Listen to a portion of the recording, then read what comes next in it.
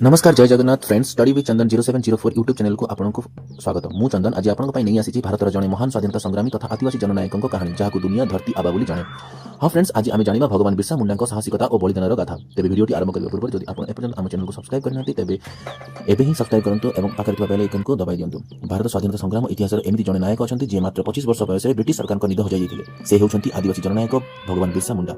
1875 मसीहा नवेम्बर 15 तारिख में झारखंड डलिहाड़ ग्राम से जन्मग्रहण करते। से समय ब्रिटिश मैंने आदिवासी जल जमी और जंगल को जबरदस्ती छड़ाई नेउथिले। बिरसा ई अन्याय विरुद्ध स्वर उत्तोलन कले। से ग्रामवासी को एकाठी कर कहले, अबुआ राज एते जाना, महाराणी राज टुंडू जाना, अर्थात महाराणी को शासन शेष हेउ एवं आमर निज शासन प्रतिष्ठा हेउ। बिरसा डाकरे आरंभ है उलगुलान बा महाविद्रोह। हाथ में मात्र धनुषर धरी बिरसा बाहिनी ब्रिटिश मानकर बंधुक और गुड़ी को सामना करते।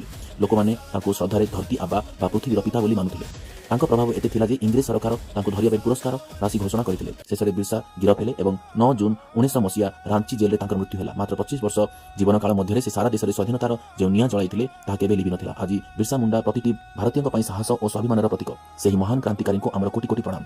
जय जुहार जय हिंद। बंधुगण, भगवान बिरसा मुंडा यह प्रेरणादायी कहानी आमको शिखाए जे निज माटी और अधिकार पर लड़वा केते जरूरी। आशा करुच्ची स्टडी विथ चंदन 0704 यही प्रयास आपको भल लगी। जदि भिडियो भल लगी है तेज यह लाइक करूँ, निज सांग शेयर करूँ और कमेंट बॉक्स में जय जुहार लिखा भूलु ना। एमती अनेक शिक्षणीय और ऐतिहासिक भिडियो देखा आम चैनल सह जोड़ी होई रुहतु। पुणी देखा एक नुआ भिडियो से विदाय दिंतु। धन्यवाद।